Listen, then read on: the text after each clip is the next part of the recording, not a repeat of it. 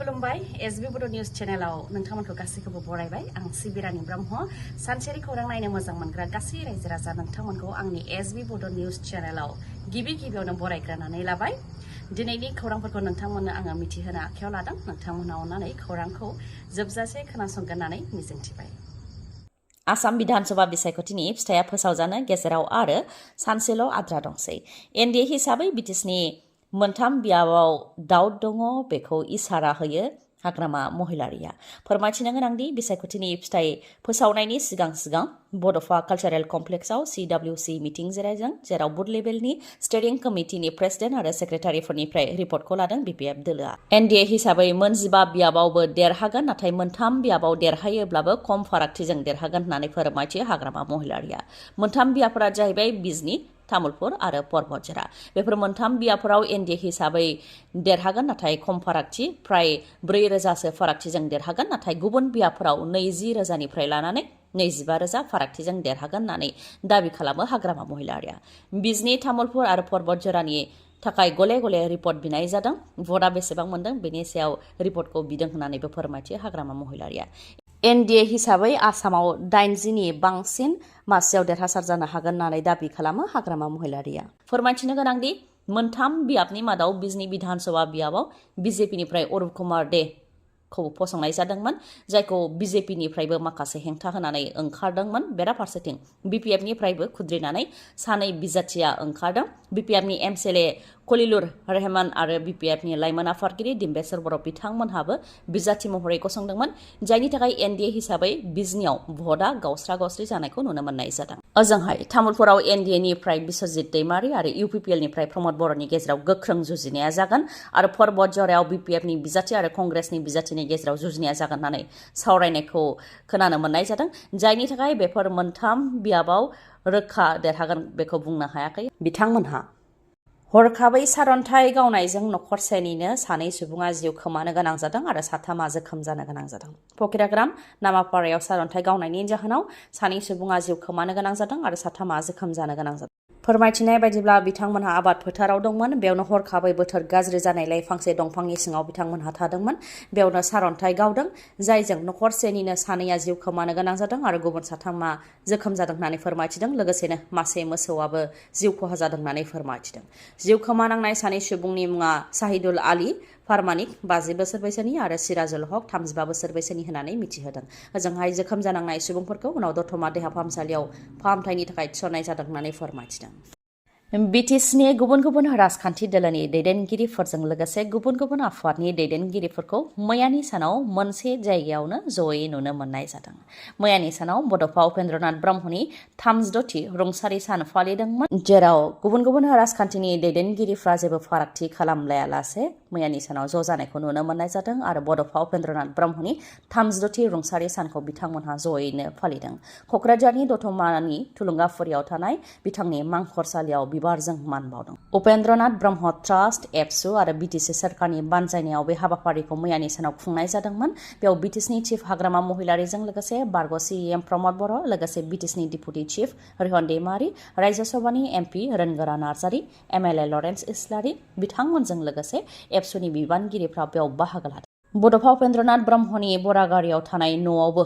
बड'फाखौ मान बावहैनायजों लोगोसे नखरनि सोद्रोमा बिबाजैखौबो लोगो हमनानै सावरायलायनायखौ नुनो मोननाय जादों बर' हारिनि थाखाय बड'फा उपेन्द्रनाथ ब्रह्मआ जि बिहोमाफोर होलांबाय बेखौ गोसोखांनानैनो बिथांखौ मान होनाय जादों फोरमायथिनो गोनांदि 1990 मायथाइनि 1 मेआव गोब्राब बेरामजों भुगिनांनानै बे बुहुमखौ गारनानै थांनो गोनां जादोंमोन बड'फा उपेन्द्रनाथ ब्रह्मआ बरपेटा पुलिसनि गेदेर जाफुंसारनाय सिखावा खावनानै हा सिङाव फबनानै दोननाय लाख लाख रांखौ बुरखांनो हाबाय बरपेटा पुलिसा फोरमायथिनो गोनांदि थांनाय माखासे सान सिगां बरपेटा टाउननि गलियाहाटीनि जगदीश तालुकदारनि न'आव सिखाव खावनाय जाथाय जादोंमोन जेराव गोबां धोन सम्पथिखौ खावनानै लानानै थांदोंमोन सिखावा बेनि उनावनो जाथायखौ लानानै पुलिसनो अजद दैखांदोंमोन नखरनि सोद्रोमाफ्रा बेनि उनाव पुलिसा गोख्रों संदानानै नुरुल मुंनि सासे सिखावखौ हमदों आरो नुरुलनाव गोबां सेबनायनि उनाव नुरुला फोरमायथिनाय बायदिनो बरपेटानि गान्धीनगरनिफ्राय हा सिङाव जावनानै लाख लाख रां गासै 5 लाख रांखौ हा सिंनिफ्राय जावखांनानै मोनदों बरपेटा पुलिसा जाय बरपेटा पुलिसनि गेदेर जाफुंसारनाय बेनि अनगायैबो गुवाहाटीनि हाथिगावनिफ्रायबो सानै सिखाव हमनो हादों मुङा इनामुल आली आरो पार्थ प्रतिम मेधि सानैखौबो हमनो हादों लोगोसे बेसोरनिफ्राय खावनाय गंथाम स्कुटि हमनो हादों आरो रांबो हमनो हादों पल्टन बाजारनिफ्राय सानैजों गंसे स्कुटिखौ खावदोंमोन आरो दिसपुरनिफ्राय गंनै स्कुटिखौ खावदोंमोन बेनि अनगायैबो थांनाय 23 एप्रिलाव रां थानाय बेगखौ सासे आइजोनिफ्राय सेख'दोंमोन बेबायदिनो गोलाव समनिफ्रायनो सिखाव खावनानै उद्धार खालामबोदोंमोन इनामुल आली आरो पार्थ प्रतिम मेधि मुंनि सानै सिखावा दा पुलिसआ बिसोर सानैखौ हमनो हाबाय हाग्रा बिफाननि सासे रेन्जारा हमजादों रां जाख्ल'नायनि दायाव लखिमपुराव सासे AFS अफिसारा हमजादों 12,000 रां लाफुबाय थानाय समावनो लखिमपुरनि रेन्जारा हमजानो गोनां जादों directorate of vigilance and anti कराप्शन टीमनि आखायाव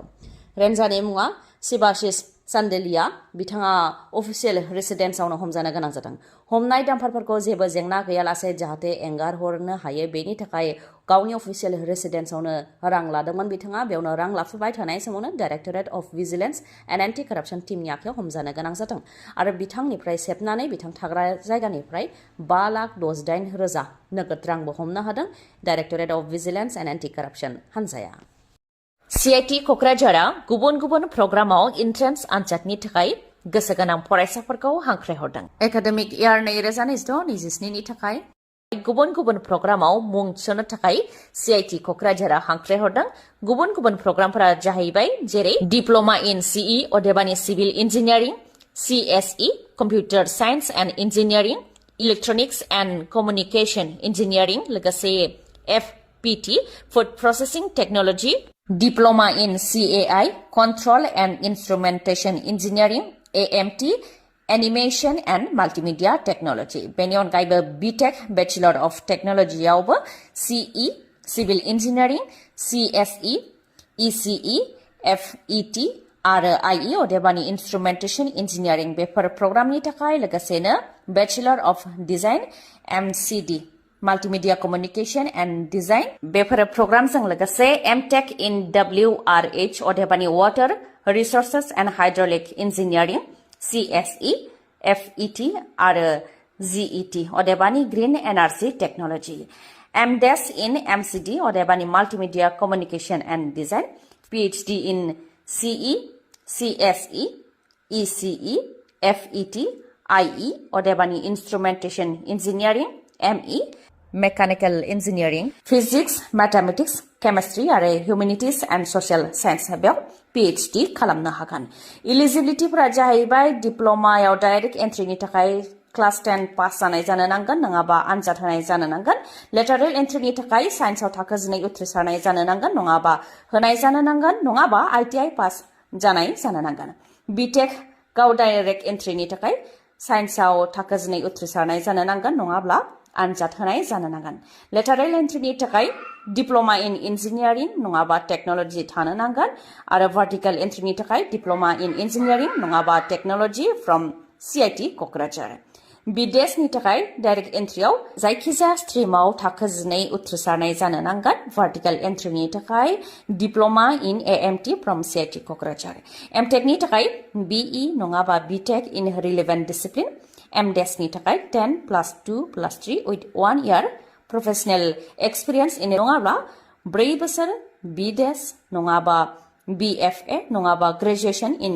relevant discipline PhD नि थाखाय master's degree in relevant discipline academic year 2026-27 नि थाखाय अनलाइन एप्लाइ खालामनाया 9 मार्चनिफ्राय जागायजेनगोन आरो 25 मेआव जोबथा जागोन एन्ट्रेन्स एग्जामा डिप्ल'मा आन्डार ग्रेजुएट पोस्ट ग्रेजुएटनिया 7 जुनाव जागोन आरो PhD निया 14 जुनाव जागोन रिजाल्टआ डिप्ल'मा आन्डार ग्रेजुएट पोस्ट ग्रेजुएटनिया 24 जुनाव फोसावगोन PhD नि थाखाय उनाव आलदायै नटिस फोसावनाय जागोन नोंथांमोना जुदि गोसो गुदुंब्ला क'क्राझार CIT नि एडमिशन सेलाव खौरां लानो हागोन फन नाम्बारा जाहैबाय 9365031406 बे कन्टेक्ट नाम्बारखौ स्क्रिनावबो होगोन लोगोसे इमेलनि गेजेरजोंबो नोंथांमोनहा खौरां लानो हागोन बेफोर गासै डिटेल्सखौ स्क्रिनाव होनाय जाबाय नोंथांमोनहा नायनानै लानो हागोन गोजोन्थों खौरांखौ जोबजासे नायनायनि थाखाय आंनि गोसो गोरबोनिफ्राय रोजा रोजा खुलुमनायखौ जासिहरनाय थाबाय गाबोननि समाव आरोबाव जों बेबायदिनो गोदान खौरांजों लोगोसे लोगो मोनफिनगोनखौ मिजिंथिबाय गोजोन्थों